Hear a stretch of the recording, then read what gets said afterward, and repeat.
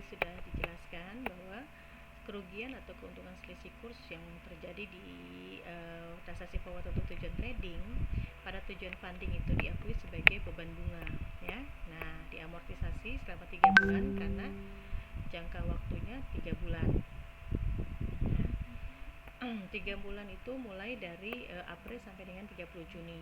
Nah, dengan melihat kurs forwardnya, lalu ini adalah kurs spot pada saat jangka waktu saat transaksi 2150 dikurangi 2000 kali 10.000 USD sama dengan 1.500.000. Ini yang harus diamortisasi selama 3 bulan. Berarti beban bunga ini setiap bulannya adalah 500. Nah, misalnya di jurnal di 30 April atau akhir April di bank saudara ada amortisasi ya 1/3 karena 1 bulan untuk dengan jangka waktu 3 bulan kali 1.500.000. Lalu mengakui laba atau rugi transaksi falas.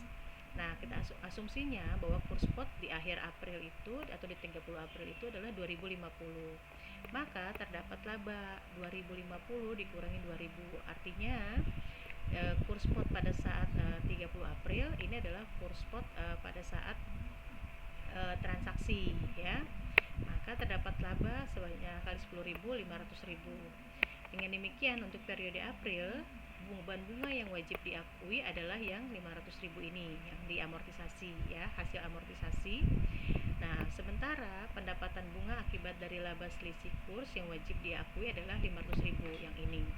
Karena kurs spot di 30 Aprilnya pun berubah ya dibandingkan dengan kurs spot pada tanggal transaksi. Jadi ada beban bunganya 500.000 dan ada pendapatan bunga 500.000. Oke. Nah, jurnalnya untuk bulan Mei sama ya, diamortisasi lagi premi beban bunganya itu untuk 1 bulan yaitu bulan Mei ya sama 500.000. Lalu mengakui laba atau ruginya. Asumsinya kurs spot di 31 Mei itu adalah 1.950. Maka terdapat rugi. Ya, ruginya berapa? 1.950 dikurangi 2.000 dikali 10.000 sama dengan rugi 500.000. Dengan demikian untuk periode Mei beban bunganya yang diakui adalah hasil dari amortisasi premi ini 500.000 ya. Lalu dia juga menderita kerugian. Jadi bukan pendapatan yang dia peroleh atau bukan laba yang dia peroleh, tapi dia rugi. Nah, rugi ini diakui pula sebagai beban, ya, beban bunga. Kalau tadi laba akibat perubahan kurs itu disebut dengan pendapatan bunga, tapi karena ini rugi akibat perubahan kurs, maka dia diakui sebagai beban bunga. Jadi beban bunganya double dari hasil amortisasi dan dari hasil perubahan kurs 500.000. Jadi beban bunga yang diakui adalah 1 juta. Nah, sementara untuk bulan yang terakhir yaitu Juni, amortisasinya masih sama 1 bulan 500.000. Nah, asumsinya kurs spot di bulan Juni itu 2.100, maka akan diakui laba 2.100 dikurangi 2.000 kali 10.000 sama dengan 1 juta. Demikian untuk periode Juni, beban bunga yang diakuinya adalah 500.000. Karena ini laba, maka diakui sebagai pendapatan bunga, yaitu 1 juta. Ya.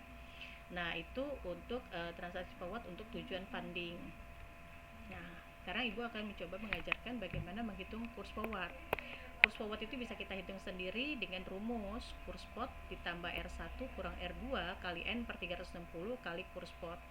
Nah, R1 itu tingkat bunga mata uang 1 pertama dan R kedua itu tingkat bunga mata uang kedua. N-nya itu untuk hari ya, untuk jam berapa lama harinya kalau dalam hari.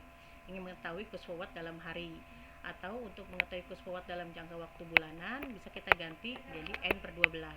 Contohnya, menentukan kurs forward untuk 2 bulan ke depan. Diketahui asumsinya kurs spotnya 10.000 ya. Tingkat bunga untuk rupiah jangka waktu 2 bulan itu 10%. Sementara tingkat bunga untuk USD jangka waktu 2 bulan itu 2%. Ini R1 dan ini adalah R2 ya, suku bunga mata uang pertama dan suku bunga mata uang kedua.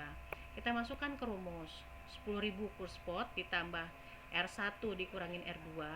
Karena dia mintanya untuk 2 bulan dalam jangka waktu bulanan, maka 2/12 dikali kurs spot lagi. Hasilnya adalah 10.133,33. Nah, ini kita bulatkan menjadi 10.133. Maka kurs forwardnya adalah ini 10.133. Jadi bisa kita hitung sendiri kurs forwardnya dengan memakai rumus ini. Demikian penjelasan mengenai transaksi falas forward. Wassalamualaikum warahmatullahi wabarakatuh.